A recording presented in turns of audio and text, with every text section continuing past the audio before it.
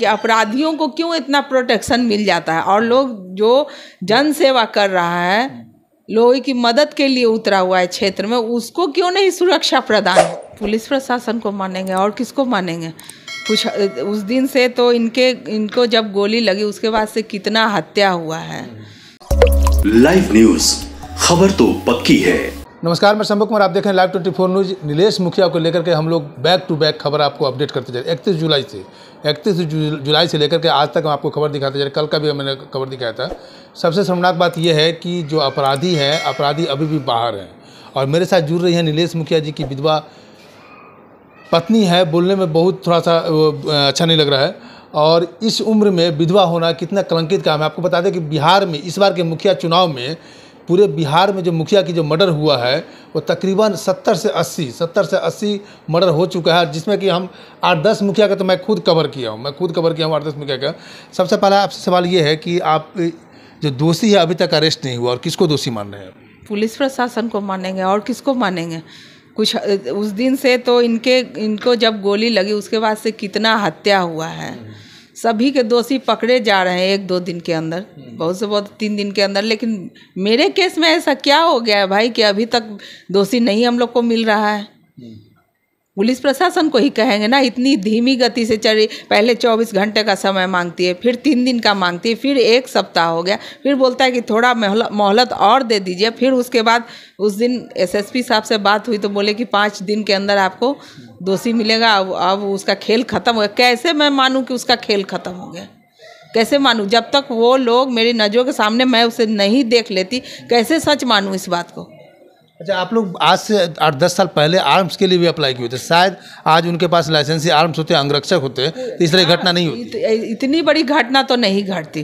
अब हमको यही लगता है कि अपराधियों को क्यों इतना प्रोटेक्शन मिल जाता है और लोग जो जन सेवा कर रहा है, लोगों की मदद के लिए उतरा हुआ है क्षेत्र में, उसको क्यों नहीं सुरक्षा प्रदान होता है।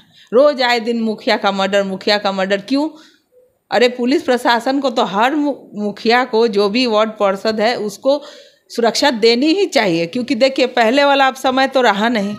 अब यहाँ पॉलिटिकल गेम होता है हार जीत में। जैसा कि सुनने में आप लोग को आया होगा कि बोला गया है कि नहीं, कोई मनमुटाव नहीं है, लेकिन शुरू से मनमुटाव है। बता दूं, असलियत यही है। मनमुटाव लोग से आपको पहले से बिल्कुल है, शुरू से है। बालू सुनने में तो ये भी आया कि शूटर जो अरेस्ट हुआ है उससे 30 जुलाई को तकरीबन आधे घंटे बात हुआ है उन लोगों से। तो हुआ हो तभी तो काम को अंजाम दिया ना।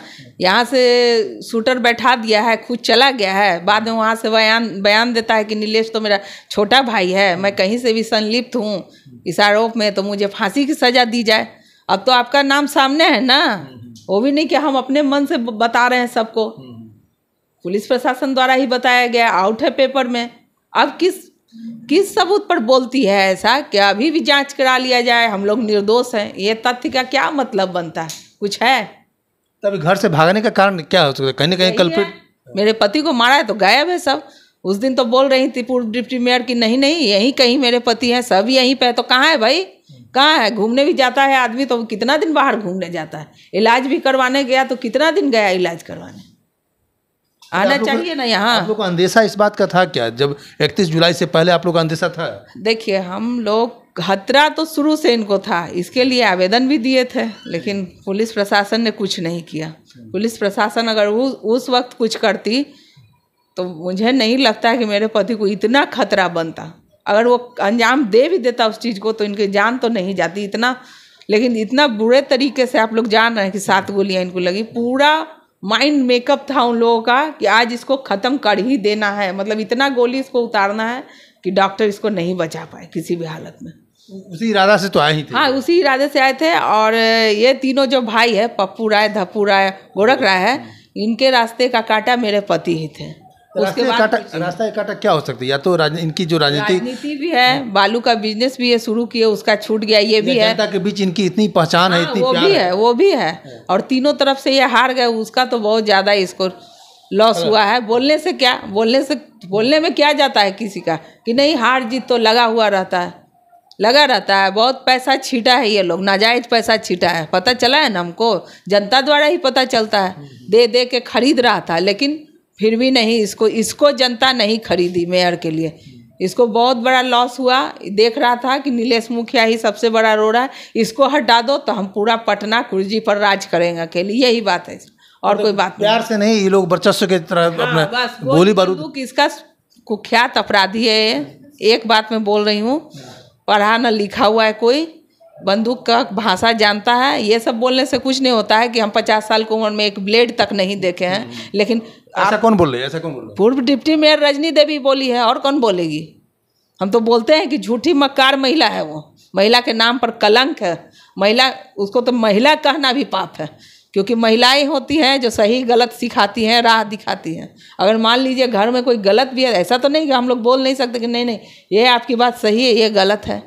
अपराध को बढ़ावा देना क्या होता है? घर की महिला हो नहीं हो, घर की महिला, समाज की भी महिला नहीं हो। अच्छा, अगला स्टेप क्या होगा अगर ये लोग अरेस्ट नहीं होते तो क्या करेंगे आप लोग? उतरेंगे सड़क पर, अपने पति के लिए इंसाफ मांगेंगे। क्यों नहीं मांगेंगे? आज वो नहीं है तो क्या मेरा पूरा परिवार नहीं है जिसको दुख में छोड़ के गए हैं, शक्ति भी दे के गए हैं।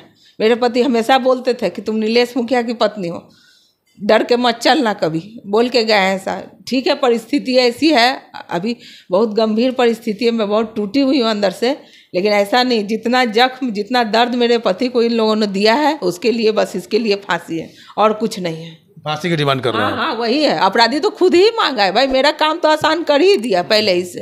दोषी पाएंगे तो हमको फांसी? हाँ, कि वो होशियारी चालाकी में अपने लिए तो मांग ही लिया है। मांग ही लिया।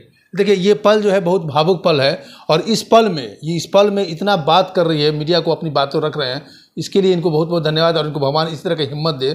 और इनकी खुद पति जो हैं बोल के गए हैं कि तुम नीलेश मुखिया की पत्नी हो, डर के मत रहना। ये अभी वार्ड मेंबर है वर्तमान में, और हम लोग कल जो रिपोर्टिंग कर रहे थे तो शायद ही कोई विधायक और मंत्री को इतना जनसलाब मिलेगा, जो जनसलाब मिल रहा था, पब्लिक का जो प्यार मिल रहा था, शायद ही आज के डेट में इतने लोग खड़े होंगे। तो वाकई में नीलेश मुखिया यहाँ की जनता के लिए प्यारे थे और प्यारे रहेंगे। इनका उनका आशीर्वाद इनके ऊपर हमेशा बना रहेगा, क्योंकि ये लोग जनप्रतिनिधि हैं, जनता की सेवा में रहते हैं। और आप जनता के सेवा में करते हैं, आप बंदूक के बदौलत, आप अपने दबंगई के बदौलत, अपने अपराध के बदौलत जनता पे राज नहीं कर सकते। ये जरूरी है जनता को इस बात को समझना, क्योंकि अगर ये बात नहीं समझेंगे तो इसी तरह बिहार में अपराध बढ़ते रहेगा। अब इनकी डिमांड है कि जो दोषी है उस दोषी को सख्त से सख्त सज़ा मिलना चाहिए, उनको फांसी की सज़ा इनकी डिमांड है। मैं शंभू कुमार, कैमरा जर्नलिस्ट राजेश के साथ पटना। अगर मेरे चैनल को लाइक और सब्सक्राइब नहीं किए तो लाइक करें, सब्सक्राइब करें। Thank you so much. Live news, खबर तो पक्की है।